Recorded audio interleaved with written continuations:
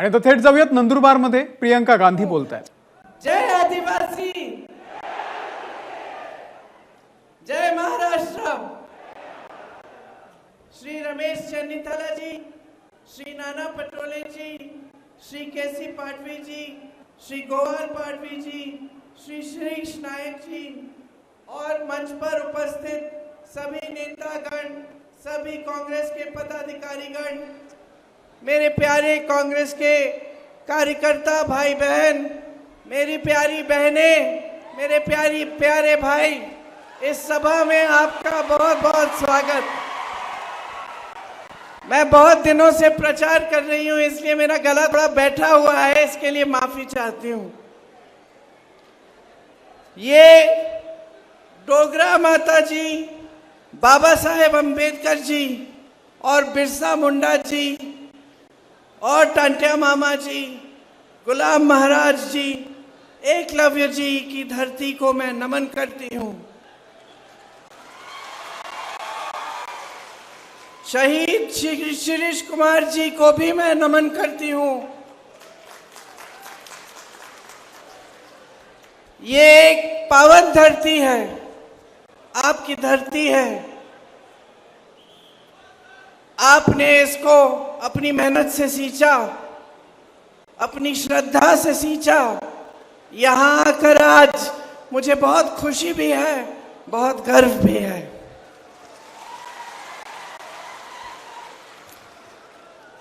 मेरी दादी इंदिरा गांधी जी यहाँ आया करती थी। मुझे अभी चन्नीथला जी बता रहे थे कि हमेशा जब जब चुनाव का प्रचार शुरू होता था, हमेशा यहीं से वो प्रचार को शुरू करती थी। उनका आदिवासी समुदाय के साथ एक बहुत गहरा रिश्ता था, एक ऐसा रिश्ता था जिसमें आपका पूरा आदर था। वो हमेशा कहती थी कि आपकी जो संस्कृति है वो दुनिया की सबसे अच्छी, सबसे मजबूत संस्कृति है। जब भी आपके बीच आती थी और आपके जीवन की समस्याओं को देखती थी, समझती थी, आप हमेशा उनको कुछ छोटा बनाकर कुछ देते थे। वो सारी चीजें आज भी उनके घर में रखी हुई हैं। राहुल और मैं छोटे थे, वो हमें दिखाती थी कि देखो, अगर वो दिखाती थी कि कहाँ से आई हैं ये चीजें आदिवासियों ने जो बनाई। आपने अगर एक टोकरा भी दिया होता तो उस टोकरे को भी संभाल के वो अपने कमरे में रखती।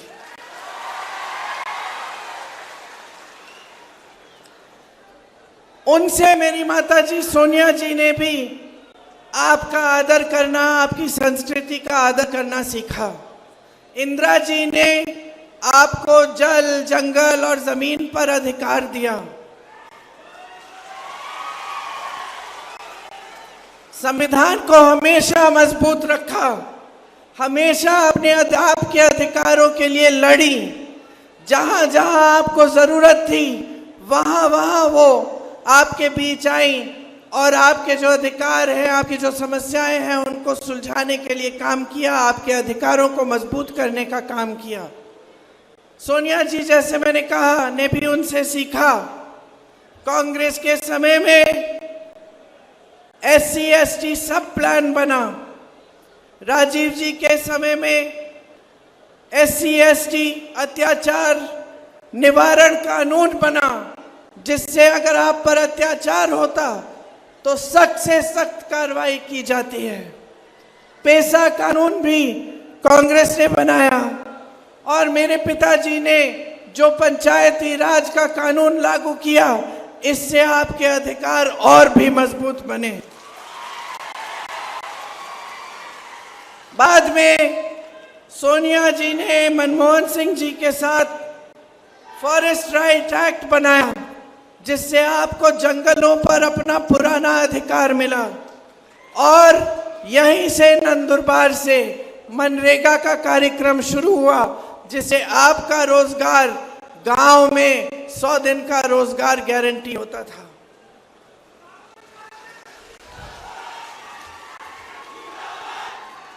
मेरे भाई राहुल गांधी जी, आज देश में एक नेता होंगे जिन्होंने कन्याकुमारी से कश्मीर तक 4000 किलोमीटर की यात्रा पैदल की। ये यात्रा आपकी जरूरतों को समझने के लिए थी। ये यात्रा आपके बीच आनी थी। शायद ही कोई ऐसा नेता होगा हमारे देश में जो आपकी समस्याओं को समझने के लिए, आपसे मिलने के लिए 4000 किलोमीटर पैदल चला हो, 4 महीनों तक चला और उसके बाद एक और यात्रा निकाली मणिपुर से मुंबई तक। कुल 8000 किलोमीटर आपके बीच आने के लिए, आपसे मिलने के लिए, आपके दुखों को समझने के लिए, आपकी कठिनाइयों को समझने के लिए। देखिए, हमारी जो राजनीतिक परंपरा है, हमारी जो राजनीतिक परंपरा है कांग्रेस पार्टी की, उसकी नींव महात्मा गांधी जी ने डाली। महात्मा गांधी जी ने क्या कहा था कि सत्य के पथ पर चलना है, और उसी पथ पे चलते चलते कांग्रेस के सब नेताओं ने, जितने भी महान नेता रहे हैं, ये सीखा कि लोकतंत्र में जनता सर्वोपरि होती है, कि हमारा काम है, हमारा धर्म है आपकी सेवा करना। हमारा दायित्व है कि हम आपके बीच आए और ये समझें कि आपका जीवन क्या है। लेकिन भाजपा की एक विपरीत विचारधारा है। उनकी विचारधारा आपकी संस्कृति को समझती नहीं है, आदर नहीं करती। जहां जहां मौका मिलता है वो आपकी संस्कृति को बदलने की कोशिश करते हैं।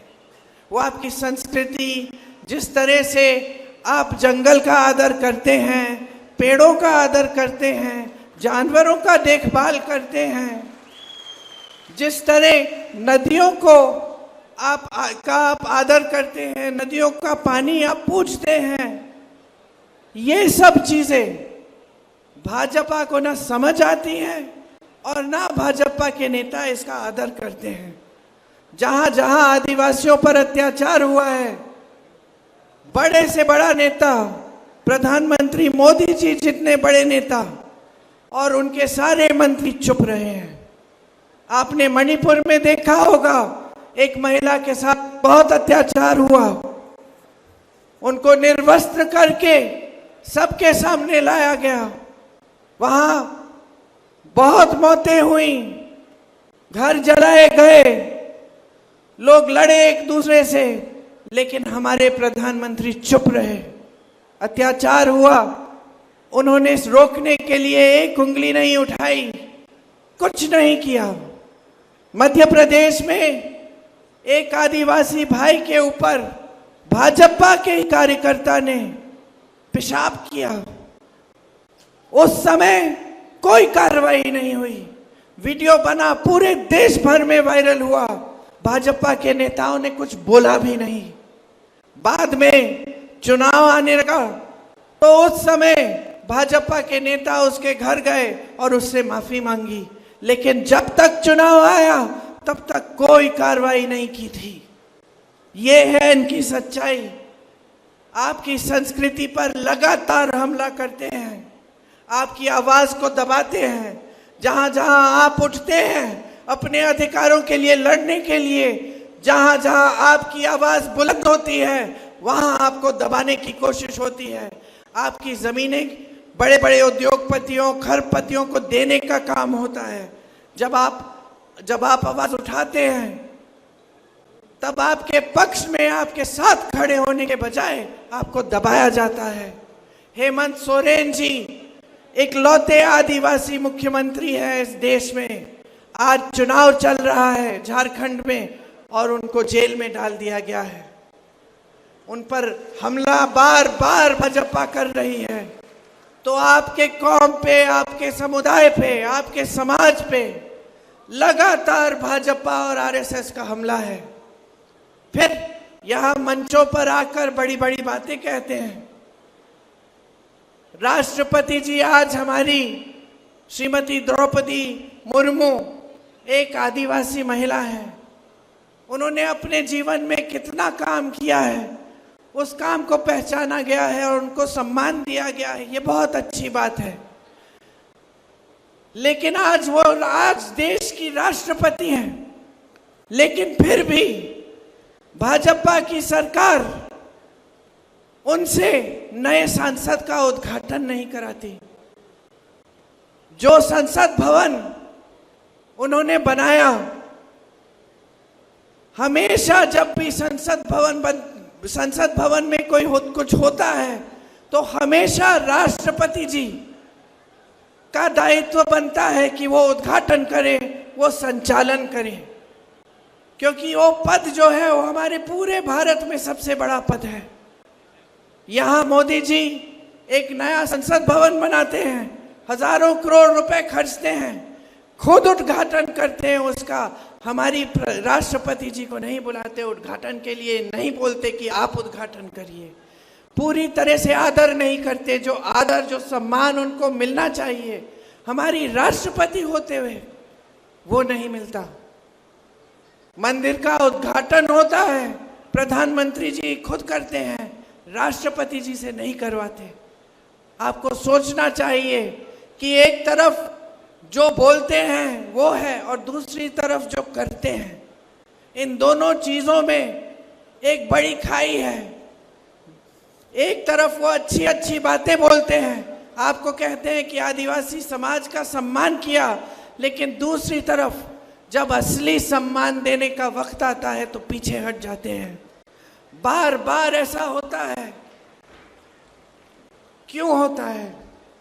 मोदी जी चाहे आदिवासियों के बारे में बात करें, चाहे देश के गरीबों के बारे में बात करें, कहते कुछ है, करते कुछ और है। सम्मान एक बहुत गहरी भावना होती है। जो असली सम्मान करता है वो उसका राजनीतिक फायदे के लिए सम्मान नहीं करता। आपके आगे जब मोदी जी आते हैं तो सिर्फ अपना राजनीतिक फायदा साधने के लिए आपके सामने सुंदर सुंदर बातें करते हैं, लेकिन उनकी पार्टी लगातार आप पे हमला कर रही है। उनकी पार्टी लगातार आपका अपमान करती है और वो कुछ नहीं कहते। महाराष्ट्र में 2 लाख आदिवासियों को पट्टे नहीं दिए गए। पूरे देश भर में 22 लाख आदिवासियों को पट्टे नहीं दिए गए। ये क्या आदिवासियों का सम्मान है?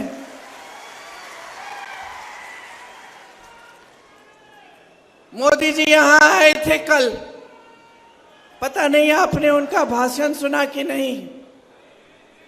उन्होंने कहा कि मैं शबरी का पुजारी हूं, ऐसा कहा।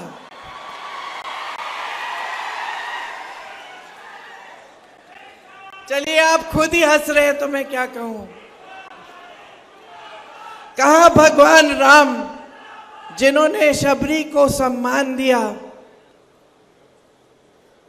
कहा नरेंद्र मोदी जी जिन्होंने सैकड़ों शबरियों का अपमान देखते हुए अपना मुंह बंद रखा। कहा मोदी जी कि हाथरस की एक बहन पे अत्याचार हुआ, उसको रात को जलाया गया, उसके माँ बाप को बुलाया भी नहीं गया उसके अंतिम संस्कारों के लिए, और मोदी जी चुप रहे। उनकी सरकार ने जिसने अत्याचार किया उसकी मदद की। कहा भगवान राम और शबरी, और कहा नरेंद्र मोदी जी और हाथरस की हमारी बहन। कहा भगवान राम और शबरी जी और मोदी जी और उन्नाव की हमारी बहन, जिस पर बार बार अत्याचार हुआ, जिसके पिताजी के खेत जलाए गए, जिसके भाइयों को पीटा गया, जिसकी भाभी को धमकाया गया और अंत में जिसको खुद जलाया गया। 1 किलोमीटर चली, मोदी जी की जलते हुए चली जब तक गिर के मर गई। मोदी जी की सरकार ने एक उंगली नहीं उठाई उनको मदद करने के लिए। मोदी जी ने पलक नहीं झपकाई। कहां भगवान राम और शबरी और मोदी जी की खोखली बातें। हमारी ओलंपिक की खिलाड़ी मेडल जीत के आती हैं, मोदी जी उनको घर बुलाते हैं, उनको चाय पिलाते हैं, उनके साथ फोटो भी खिंचाते हैं। सारे अखबार लिखते हैं कि मोदी जी थे तो मुमकिन था हमारी खिलाड़ियां मेडल लेके आई।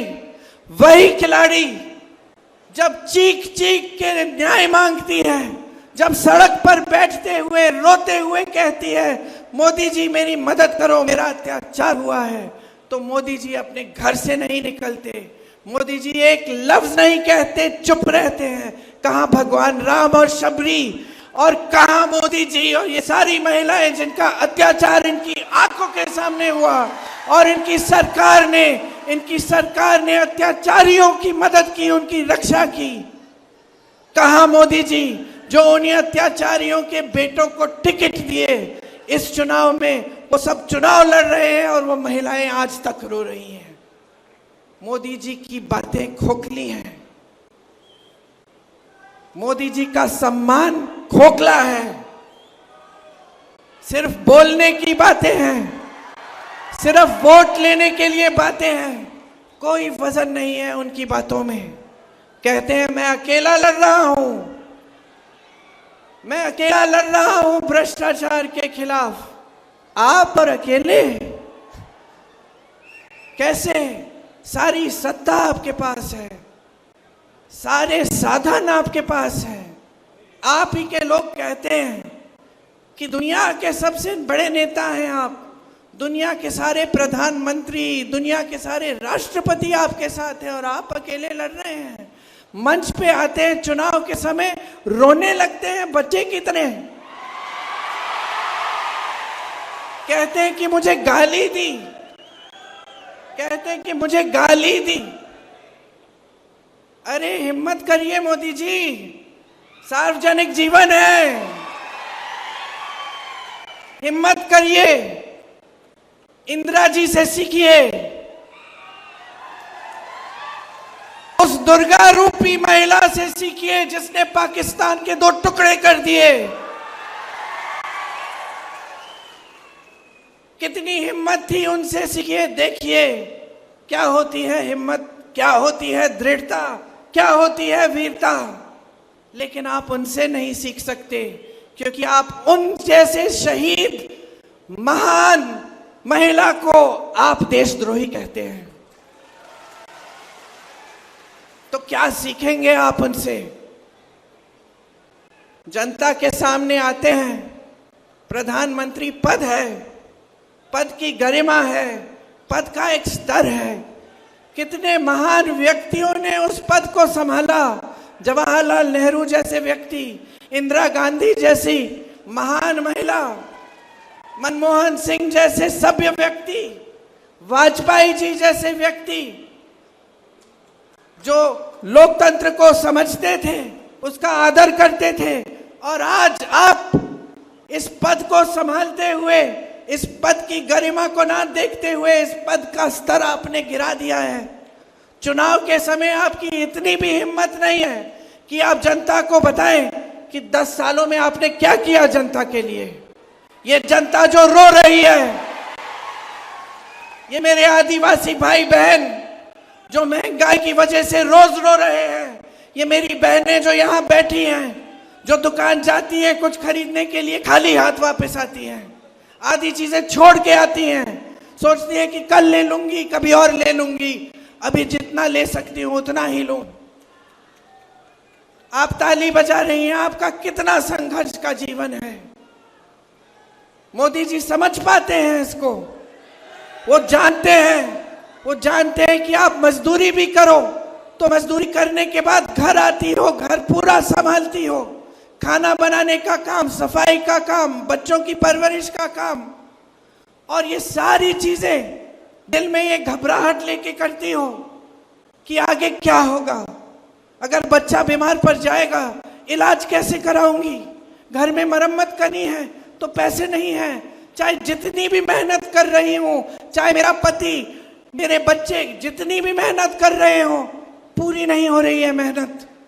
कमाई काफी नहीं है, इलाज के लिए काफी नहीं है, बच्चों की शिक्षा के लिए काफी नहीं है, कुछ सामान खरीदना है, कोई त्योहार है उसके लिए काफी नहीं है, बच्चों की वर्दी खरीदनी है, बच्चों की फीस भरनी है, काफी नहीं है, शिक्षा करानी पड़ती है।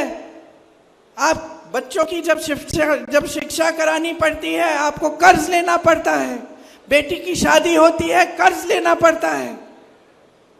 नुकसान हो गया खेती में तो भुगतान नहीं मिलता, कर्ज लेके काम चलाना पड़ता है और आपका कर्ज वापस नहीं करता कोई।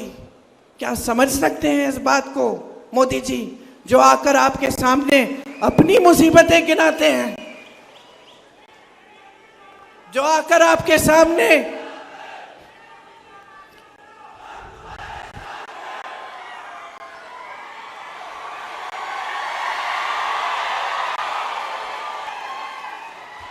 मोदी जी आज आपसे कट चुके हैं। यहां आते हैं बड़े बड़े मंचों पर, आपने देखा होगा उनके पास भी कोई नहीं आता, उनके सलाहकार भी उनसे डरते हैं, उनके बड़े बड़े नेता भी उनसे डरते हैं। उनको सच कौन बताएगा? उनको ये सच्चाई कौन बताएगा कि इस देश का जो गरीब है आज पिस रहा है, इस देश का किसान कमा नहीं पा रहा है, खाद नहीं मिल रहा है, पेट्रोल डीजल का दाम इतना बढ़ चुका है कि खेती करनी मुश्किल हो चुकी है। कौन बताएगा इनको? आपके बीच तो आते नहीं हैं। इंदिरा जी की फोटो निकालिए, आपके घरों में आई है। मैं सोनभद्र में जब भाजपा की सरकार के देखते देखते आदिवासियों का नरसंहार हुआ तो मैं गई। सोनभद्र में यूपी में जगह है, मैं उस गांव में गई उन परिवारों से मिलने के लिए। और मुझे पता है क्या पता चला? मुझे ये पता चला कि मेरे से पहले, कई दशकों पहले इंदिरा जी वहां गई थी। एक महिला थी वहां पे, बूढ़ी सी, उसने मुझे खीर खिलाई और उसने मुझे कहा, बेटी तुम्हारी दादी मेरे घर आई थी और मैंने तुम्हारी दादी को भी ऐसी खीर खिलाई।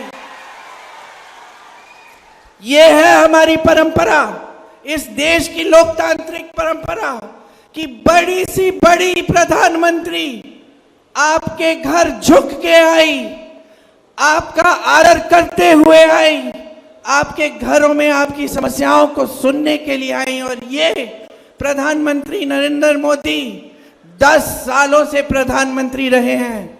मैं चुनौती देती हूं किसी को भी, एक फोटो निकाल लो किसी आदिवासी के घर के अंदर गए हैं।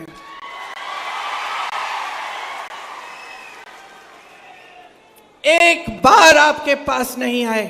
कहते हैं कि बड़ी आदर है आपके लिए, कहते हैं कि वो आपके बेटे हैं, कि शबरी जी के पुजारी हैं। क्या मतलब है इन बातों का जब इन बातों में वजन ही नहीं है? प्रधानमंत्री हैं, इनकी बात में वजन होना चाहिए। अगर मंच पे खड़े होकर इन्होंने आपको कहा था कि सारा काला धन वापस लाएंगे, आपके खातों में 15 लाख रुपए डालेंगे, तो आना चाहिए था। अगर आपको कहा था कि 2 करोड़ रोजगार बना के देंगे, तो वो बनाने चाहिए थे। अगर आपको कहा था कि आपकी अधिकारों की रक्षा करेंगे, तो आज उनका एक एक नेता संविधान को बदलने की बात क्यों कर रहा है? किसने हिम्मत दी? किसने इजाजत दी? मोदी जी ने दी। मोदी जी उन लोगों के साथ गाड़ी में बैठ के रोड शो करते हैं, भाषण देते हैं मंचों पे, और फिर कहते हैं कि संविधान को बदलेंगे नहीं। किसने इजाजत दी उनके हर प्रत्याशी को इस बात को कहने के लिए? हर बार उन्होंने यही करके दिखाया है। उन्होंने इस देश में एक ऐसी राजनीति स्थापित की है जो सिर्फ और सिर्फ सत्ता के लिए चलती है। ये पहली बार इस देश में हुआ है। इस देश की राजनीति सेवा पर आधारित रही है। इस देश की राजनीति का एक एक महापुरुष इस देश के लिए जान देने के लिए तैयार हुआ है। लेकिन आज आपका कोई आदर नहीं है। आप एक सरकार चुनते हैं, वोट देकर सरकार बनाते हैं। महाराष्ट्र में आपने अपनी सरकार बनाई, क्या किया मोदी जी ने? आदर किया कि जनता ने बोला है हमें भाजपा की सरकार नहीं चाहिए, हमें अपनी सरकार चाहिए जो हमारे लिए काम करे। क्या आदर किया? आदर नहीं किया। पैसे खिला खिला कर, केस डाल डाल कर, दबाव डाल डाल कर विधायकों को खरीदा और अपनी सरकार घूस देकर खुलेआम सबकी आंखों के सामने अपनी सरकार बना दी, लोकतंत्र के विपरीत। ये कैसे प्रधानमंत्री हैं? और ये देश की मीडिया क्या कहती है? वाह वाह, मोदी जी हैं तो मुमकिन है। वाह वाह, ये तो सिर्फ मोदी जी कर सकते हैं। हाँ, मुझे खुशी है कि सिर्फ मोदी जी करें ऐसी चीजें, क्योंकि हम ऐसा कभी नहीं करेंगे। अगर आपने लोकतंत्र के तहत अपना वोट डालकर एक सरकार को चुना है, तो घूस देके 100-100 करोड़ रुपए देके विधायकों को हम उस सरकार को कभी नहीं गिराएंगे। करने दीजिए मोदी जी को, लेकिन सबक सिखाइए। बहुत हो गया है। इस देश की सारी संपत्ति इन्होंने अपने बड़े बड़े खरबपति मित्रों को दे दी। देश का कोयला, देश की सड़कों का ठेका, देश की बिजली, देश के हवाई अड्डे, देश के बंदरगाह, ये किसके थे? मोदी जी के थे। जेब से निकाले थे उन्होंने। इस देश की जनता ने अपनी मेहनत से बनाए, खून पसीना बहाकर बनाया।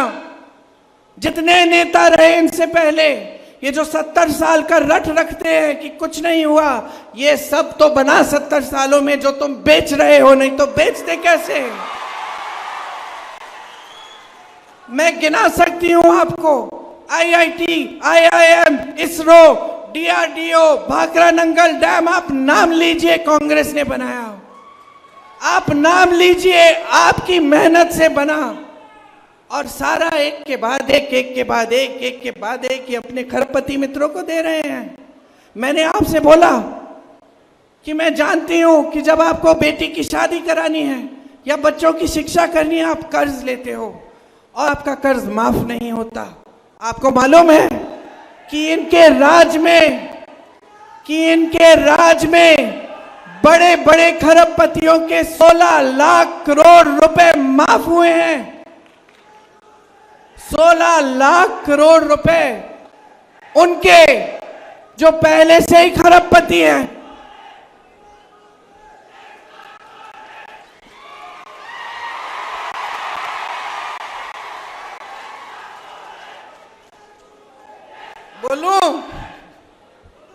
बोलूं कर्ज माफ हो रहे हैं बड़े बड़े खरबपतियों के। मैं जब यूपी में काम कर रही थी, वहां किसानों का गन्ना का भुगतान 15,000 करोड़ रुपए थे। मैं हर मंच पे चीख रही थी, चिल्ला रही थी कि मोदी जी, योगी जी, इनका भुगतान करो। गन्ना किसान का पैसा है, उसको लौटाओ। मालूम है मोदी जी ने क्या किया? अपने लिए 2 हवाई जहाज खरीदे 16,000 करोड़ के, लेकिन गन्ने के किसान को 15,000 करोड़ देने के लिए उन्होंने कहा पैसे नहीं है इस देश में। हम कर्ज माफी की बात करते हैं, कांग्रेस ने बार बार किसानों का कर्ज माफ किया। हम करते हैं, मोदी जी कहते हैं कि अर्थव्यवस्था ठप हो जाएगी, पैसे नहीं है। क्यों भाई? आपके जहाज खरीदने के लिए पैसे हैं, आपके बड़े बड़े दोस्तों को देने के लिए पैसे हैं, वो बड़ी बड़ी शादियां करें। लेकिन किसान अपनी बेटी की शादी जब करता है तो कर्ज लेता है और फिर कर्ज चुका नहीं पाता, आत्महत्या करता है। मैं ऐसे किसानों के घर में गई हूं, जो खाद की कतार में खड़े खड़े गिरकर मर गए क्योंकि घर जाने की हिम्मत नहीं थी, कहीं कतार छोड़ दूं तो मुझे खाद नहीं मिलेगी। मैं ऐसे किसानों के परिवारों से मिली हूं जिन्होंने 50,000 रुपए के लिए, 1,00,000 रुपए के कर्ज के लिए आत्महत्या कर डाली। बच्चियां रो रही हैं, आगे सब कुछ अंधकार में है और इस सरकार ने कुछ नहीं किया। ये मोदी जी गरीबों के मसीहा, कुछ नहीं किया इन्होंने, ये तो खरबपतियों के मसीहा हैं। इस देश में कभी ऐसे प्रधानमंत्री नहीं हुए, कभी, मैं दावे के साथ कह सकती हूं, जो एक भी दिन आपके घरों में नहीं आए, आपके गांव में नहीं आए, आपकी खेती में नहीं आए। इनको बहुत हिम्मत दे दिया आपने, बहुत समर्थन दे दिया है। अब सच्चाई भी देख लो इनकी। ये जो टीवी पे आपको दिखता है ये सच्चाई नहीं है। ये सारे टीवी के चैनल बड़े बड़े खरबपतियों की है, 60 गांठ है इनकी। इलेक्टोरल बॉन्ड स्कीम लाए मोदी जी, कहते हैं कि भ्रष्टाचार के खिलाफ लड़ रहे हैं। ऐसी स्कीम तो कोई नहीं लाया था कि जो भी चंदा देगा उसका नाम गुप्त होगा। ये स्कीम लाए मोदी जी। फिर न्यायपालिका में कहा गया कि ये सूची जारी करो, सब जनता को जानना चाहिए किसने किसको चंदा दिया। अचानक मोदी जी बदल गए, खुद स्कीम बनाई। अब कहने लगे कि मैंने इसको पारदर्शी कर दिया सूची को, जबकि सूची पारदर्शी तब हुई जब न्यायपालिका ने कहा कि करो। क्या पता चला किस किसने चंदा दिया? आपको कोविड की वैक्सीन लगी थी, किस किस को लगी? हाथ उठाओ। मुझे भी लगी, आपको नहीं लगी? अच्छा, हमको तो लगी दो। कोविड की वैक्सीन पूरे देश के लिए एक कंपनी ने बनाई, उस कंपनी से भी चंदा लिया मोदी जी ने, 52 करोड़। गुजरात में पुल गिरा, लोग बह गए, सैकड़ों लोग पानी में बह गए, मोदी जी ने उस पुल बनाने वाले से चंदा लिया। मोदी जी ने उन लोगों से चंदा लिया जिन पे छापा मारा था, चंदा लिया छापा बंद। उन लोगों से चंदा लिया जिनके ऊपर केस डाले थे, चंदा लिया। केस ठंडे बस्ते में चंदा है कि वसूली? चंदा है कि हफ्ता? ये प्रधानमंत्री हैं क्या जिन्होंने पद का स्तर इतना गिरा दिया? तो अब समय आ गया है, देश की सच्चाई आपके सामने है। भाजपा के प्रधानमंत्री, उनकी सरकार की सच्चाई आपके सामने है। 10 साल हो गए, आपके जीवन में तरक्की नहीं आई, कोई सुनहरा सपना साकार नहीं हुआ, किसी को रोजगार नहीं मिला।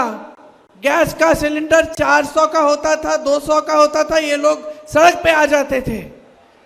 आज 1200 का है और सब छुप रहे हैं, मुंह छुपा रहे हैं अपना। मंच पे आते हैं तो फिजूल की बातें करते हैं, इधर उधर की। मंच पे आते हैं तो आपसे कहते हैं कि सावधान रहो, कांग्रेस पार्टी आपके भैंस चुरा देगी। बताइए, ये कोई बात हुई? ये स्तर है प्रधानमंत्री जी का? तो अब देखिए, सच्चाई आपके सामने आ गई है। कांग्रेस पार्टी आपको गारंटी दे रही है। क्या है ये गारंटी और क्यों मानना चाहिए आपको, ये मैं 2 मिनट के लिए समझाती हूं, फिर आपको और कष्ट नहीं दूंगी। देखिए, बोलो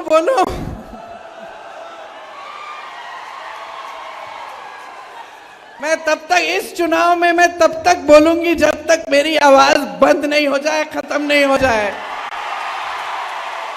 इस चुनाव में मैं तब तक बोलूंगी जब तक आपने इनको खदेड़ नहीं दिया अपने सरकार से। जब तक मेरा गला बैठ जाएगा तब तक बकबक करती रहूंगी। देखिए बहनें, आपका जीवन बहुत मुश्किलों से भरा है। कांग्रेस पार्टी जो गारंटी दे रही है उसका प्रमाण ये है कि जहां जहां हमारी प्रदेश की सरकारें हैं वहां हम करके दिखा रहे हैं। आप कर्नाटका में पूछो, तेलंगाना में पूछो, आप छत्तीसगढ़ में जब हमारी सरकार थी वहां पूछिए, राजस्थान में पूछिए जहां हमारी सरकार थी, कांग्रेस ने क्या किया। राजस्थान में बताएंगे कि 25 लाख का स्वास्थ्य बीमा दिया था, जिससे आपके हार्ट ऑपरेशन तक मुफ्त में होते थे। 25 लाख तक सारे इलाज गरीबों के लिए मुफ्त में होते थे। ये हमने किया, करके दिखाया, और हम पूरे देश में ये लागू करना चाहते हैं कि अगर कोई भी बीमार पड़े उसका इलाज 25 लाख तक मुफ्त होगा। ये हमारी गारंटी है। हमारी गारंटी है कि हर गरीब परिवार की सबसे बड़ी महिला को उसके खाते में हम सालाना 1 लाख रुपए डालेंगे। हमारी गारंटी है कि जो नौजवान स्नातक पास है उसको हम पहली नौकरी पक्की दिलवाएंगे, जिसमें उसको सालाना कम से कम 1 लाख रुपए मिलेंगे। हमारी गारंटी है कि जो 30 लाख पद मोदी जी की सरकार ने खाली छोड़े उनको हम भरेंगे, कि नौकरियों के लिए आवेदन शुल्क खत्म होगा। हमारी गारंटी है कि मेरे किसान भाइयों को न्यूनतम समर्थन मूल्य कानून के तहत मिलेगा। कानून बनाएंगे कि ये आपका कानूनी अधिकार बन जाएगा। आपको आज आपके कर्ज माफ नहीं होते, इसके लिए एक स्थायी आयोग बनाएंगे, ताकि जब जब आप कर्ज के संकट में हैं आप उस आयोग से मदद ले पाएंगे। खेती के हर सामान से हम जीएसटी को हटाएंगे, खत्म करेंगे। देश भर में श्रमिकों के लिए न्यूनतम मजदूरी हम 400 रुपए की करवाएंगे, ये कानून बनाएंगे। अगर इससे कम आपको किसी ने मजदूरी देने की कोशिश की तो वो कानून का उल्लंघन कर रहा होगा, उस पर कार्रवाई होगी। शहरों में जैसे मनरेगा गांव में है, उसी तरह से हम शहरों में 100 दिन का रोजगार आपको गारंटी देंगे, मनरेगा की तरह। SC ST सब प्लान को हम लागू करेंगे। आपके लिए, आदिवासियों के लिए एक विशेष बजट लाएंगे। भूमिहीनों को हम जमीन दिलवाएंगे। वन अधिकार कानून वाले पट्टों को का 1 साल में हम फैसला कराएंगे, जहां जहां फैसला नहीं हुआ है। जहां आदिवासी संख्या ज्यादा है उन सारे क्षेत्रों को हम अनुसूचित क्षेत्र घोषित करेंगे, ताकि आपको सारी सुविधाएं मिल पाए। भूमि अधिग्रहण कानून को जिसमें संशोधन किया है भाजपा की सरकारों ने, वो संशोधन हम हटवाएंगे और फिर से सही कानून लागू करेंगे। देखिए, आप तय करिए आपको इस देश में कैसे नेता चाहिए। आपको ऐसे नेता चाहिए जो 4000 किलोमीटर चलने का कष्ट करे, कि आपके पास आकर आपकी समस्याओं को समझे, या आपको ऐसे नेता चाहिए जिनके कुर्ते पे एक धूल का दाग नहीं दिखता, जो आपके बीच आने से कतराते हैं, डरते हैं। कैसे नेता चाहिए जो आपके आंसू पोंछे, या यहाँ स्टेज पे आके नकली आंसू, मगरमच्छी आंसू दिखाए आपको।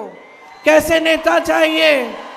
कैसे नेता चाहिए जो आपकी मुसीबतों को समझे, या जो आपके सामने आकर अपनी मुसीबतें गिनाए?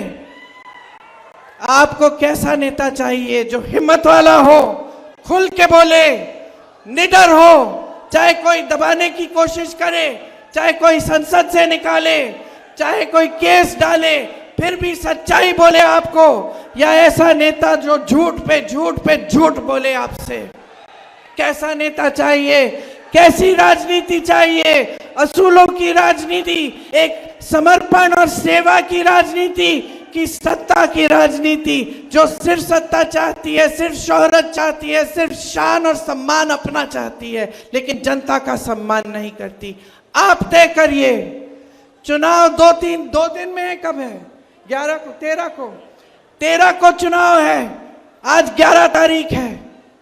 2 दिन में चुनाव है। 2 दिन में तय करने जा रहे हो कि इस देश का भविष्य क्या होगा, इस देश का संविधान बचेगा, इस देश का लोकतंत्र बचेगा, आपके अधिकार बचेंगे, आपकी नई पीढ़ी के अधिकार मजबूत होंगे का भविष्य मजबूत होगा कि नहीं, तय करने जा रहे हो। अपना विवेक का इस्तेमाल, अपने विवेक का इस्तेमाल करो, सोचो समझो, ध्यान से मेरी बातों को सुनो, क्योंकि अगर गलत निर्णय ले लिया तो ये देश जिस दिशा में जा रहा है उसको कोई रोक नहीं पाएगा। इसके बाद ये मौका है कि आप लोकतंत्र को वापस स्थापित करो, आप अपने भविष्य को सुनहरा बनाओ, एक ऐसी सरकार लाओ जो आपकी संपत्ति वापस आपके हाथों में दे, किसी खरपति के हाथों में नहीं। आपने बहुत ध्यान से मेरी बातें सुनी, अभी तक मेरी आवाज गई नहीं है, लेकिन आगे 2 मीटिंग और है मेरी, इसलिए मैं आपसे क्षमा चाहती हूं। अब मैं जाऊंगी, मेरी बातों को याद रखो, खास तौर से जब पोलिंग पे जाओगे उन महान नेताओं को याद रखो जो शहीद हुए इस देश के लिए, जिनका लहू इस देश की धरती में। अपने नेताओं को याद रखो, ये स्वतंत्रता सेनानियों की भूमि है, शहीदों की भूमि है। इस धरती को नमन करते हुए, अपने शहीदों को याद करते हुए अपना वोट कांग्रेस पार्टी को दो, ताकि हम आपके लिए एक सच्ची सरकार बना के दिखा पाए। आप सबको बहुत बहुत धन्यवाद। एबीपी माझा, उघडा डोळे बघा नीट।